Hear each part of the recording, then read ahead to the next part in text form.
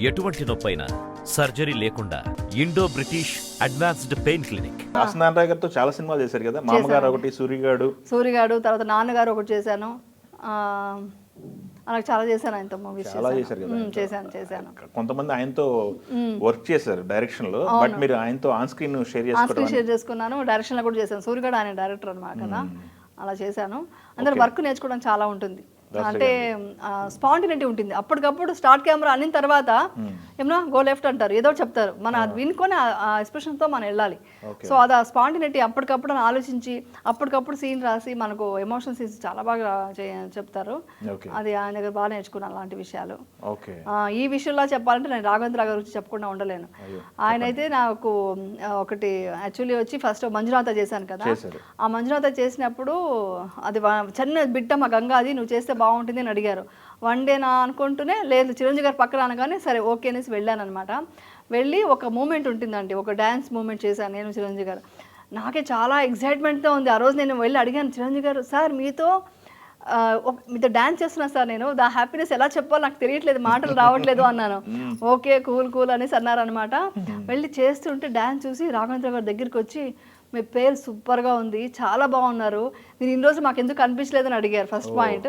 ఇంకొకటి ఏంటంటే అసలు నువ్వు ఇంత బాగా క్లాసికల్ డ్యాన్స్ చేస్తావని చెప్పుంటే, ఇంత బాగా డ్యాన్స్ చేస్తావు చిరంజీవి గారి పక్కన చేస్తున్నావంటే నేను ఫుల్ సాంగ్ పెట్టేదాన్ని కదమ్మా, ఇప్పుడు సినిమా అయిపోయింది, లేకుంటే ఫుల్ సాంగ్ ప్లాన్ చేసేవాళ్ళము అన్నారు.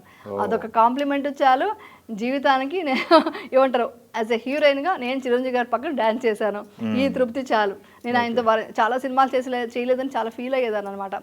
స్టార్స్తో ఎవరితో చేయలేదు, బాలకృష్ణ గారితో కానీ ఇంతో కానీ చేయలేదని అనుకునేదాన్ని. బట్ అదొక్క మూమెంట్తో నాకు ఫుల్ఫిల్ అయిపోయిందండి. అదొక్కటి ఉండేది నాకు. అది ఆయన పక్కన డ్యాన్స్ చేసామన్న తృప్తి ఉంది కదా, అది చాలు. ఇంకా నేను ఇంకేం చేయకపోయినా పర్వాలేదు. ఇంకా నేను అబ్జర్వ్ చేశాను, ఎక్కువ స్టేటస్లు పెట్టుకుంటా ఉన్నారు మీరు ఆ క్లిప్ వరకు. నేను పెట్టాను మొన్నే, ఎవరో ఇన్స్టాగ్రామ్ లో వచ్చింది నాకు పంపించారు.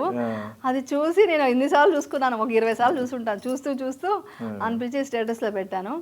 ఇంకా చెప్పాలంటే ఆయన చాలా డిసిప్లిన్ గా ఉంటారండి. ఆయన దగ్గర నేర్చుకోవాల్సింది చాలా ఉంటుందండి. అందుకే నాకు అంటే చాలా గౌరవం అనమాట. ఆయన చూస్తే డిసిప్లిన్గా ఉండడం, డౌన్ టు అర్త్ ఉంటారు, చాలా ప్లెజెంట్గా మాట్లాడచ్చు. ఒక ఏమంటారు, ఇండస్ట్రీకి ఒక పెద్ద అని చెప్పుకోవచ్చు అండి. మనం ఏదన్నా ఉంటే అంత మాట్లాడచ్చు అనమాట. చెప్తారు ఆయన ఎక్స్పీరియన్స్ కానీ ఎలా ఉండాలి లైఫ్ అంటే ఏంటి అని.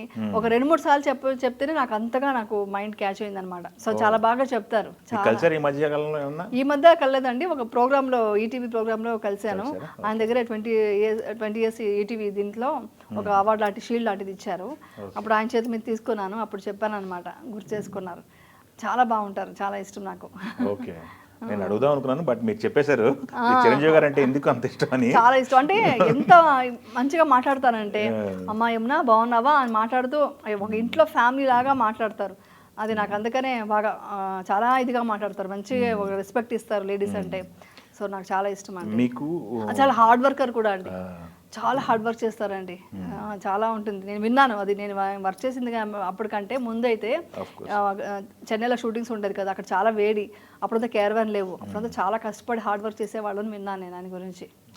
ఊరికే ఎవరికి మెగాస్టార్ నైట్ అవర్ కదా. మీకు సినిమాలు అంటే ఓకే, ఒక 40-50 సినిమాలు చేస్తారు. తెలుగులో ఒక 50 సినిమాలు చేశారండి? ఒక 60 వరకు చేసి ఉంటాను తెలుగులో. 60 తక్కువ, చాలా తక్కువ చేశాను. తమిళ్ కన్నడ చేశారు కదా? తమిళ్ తక్కువ అండి, 1 or 2నే. కన్నడ ఒక 6 మూవీస్ చేశాను అంతే.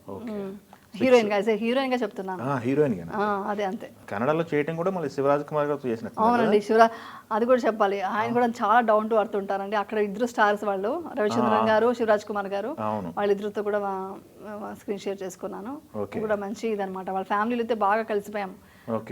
పార్వతమ్మ గారు అయితే వాళ్ళ ఫ్యామిలీలో మనుషులాగా చూసేవాళ్ళు అనమాట. షూటింగ్ ఉన్నా లేకపోయినా ఇంటికి వచ్చేయి నేను భోజనం తింటూ వాళ్ళతో అలా కలిసిపోయి ఉండేవాళ్ళం అనమాట. ఈవెన్ శివరాజ్ కుమార్ గారు వైఫ్ గీతా గారు కూడా బాగా నాతో క్లోజ్గా ఉండేవాళ్ళు.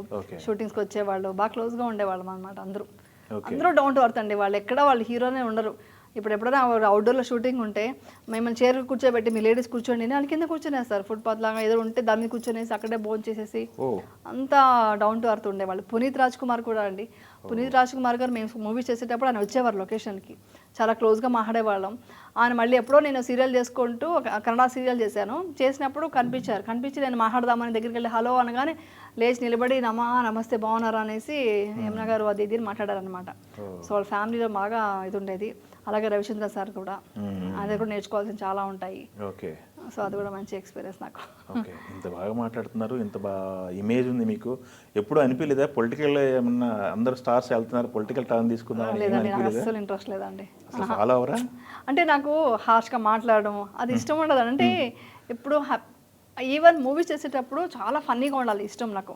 నేను సీరియస్గా ఉండను, చాలా ఫన్నీగా నవ్వుతూ ఉండాలి. అది దీంట్లోనే ఉంది నాకు చిన్నప్పటి నుంచి కూడా. ఈ షూటింగ్ అంటే నాకు ఫన్నీగా ఉండేవాళ్ళు ఉంటే వాళ్ళతో మాట్లాడుతూ సరదాగా యాక్ట్ చేయడం ఇష్టం.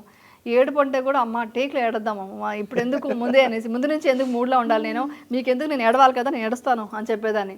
టేక్లో నాకు ఇప్పటికి అలవాటు ఉందండి. నాకు ఏడుపు అంటే అదే ఏడుపులోకి ఉండకూడదండి, అది క్యారీ చేస్తే మీకు మూడు ఎనర్జీ సరిపోదు ఏడవడానికి. నేను టేక్ ముందు వరకు నవ్వుతూనే ఉంటా, ఇలా గ్లిజరిన్ పెట్టుకుంటా, ఒకసారి గ్లిజరిన్ కూడా పెట్టుకోను. అక్కడ సడన్గా స్టార్ట్ కెమెరా అనగానే ఏడ్చేస్తాను నేను. నాకు అది అలవాటు అయిపోయింది. అదే మూడు క్యారీ చేయకూడదు, అదొక అందరూ అనుకుంటారు మూడు క్యారీ చేయాలనేసి. ఆ స్టార్ట్ కెమెరా ముందు అక్కడ 2 minutes ఉంటే చాలు. ఆ మైండ్ ఆల్రెడీ మనం ఫిక్స్ అయిపోయింది ఆ సీన్ గురించి. సో నాకు అలా ఫన్నీగా ఉండడమే ఇష్టం అనమాట. సో సరదాగా ఉండాలి లైఫ్లో. ఇప్పుడేమో పీస్ఫుల్గా ఉండాలి. ఇలాంటప్పుడు రాజకీయాల్లో వెళ్ళి ఆ స్ట్రగల్స్, ఆ టెన్షన్స్ అవన్నీ ఎందుకండి, అసలు నాకు ఎప్పుడు ఇష్టం లేదు. అడిగినా ఎల్లుండను, అసలు ఇష్టం లేదు. అడుగురు కూడా అడగరు నాకేసి అడగరు. ఇప్పుడు వాడితే మోటివేషన్, పీస్ఫుల్గా ఉండు, నిజాయితీగా ఉండు, సత్యధర్మం పాటించు అంటే లేకుంటే వాళ్ళందరికీ వెళ్ళి బుద్ధుడు స్పీచ్ ఇవ్వమంటే ఇస్తాను కావచ్చు. చెప్పండి ఎక్కడన్నా వెళ్ళి బుద్ధ అంటే ఏంటి, విపర్సన అంటే ఏంటి మీరు చెప్పండి. ఎనీ టైం 24/7 నేను రెడీగా ఉండి, అందరూ ప్రశాంతంగా ఉండండి, సత్యం పాటించండి, ప్యూర్గా ఉండండి అని చెప్తాను ఎక్కడైనా. ఓకే.